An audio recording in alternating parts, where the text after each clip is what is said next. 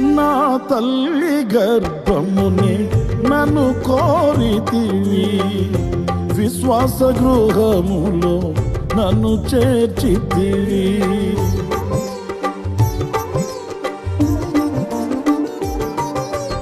నా తల్లి గర్భమునే నన్ను కోరితివి, విశ్వాస గృహములో నన్ను చేర్చితివి.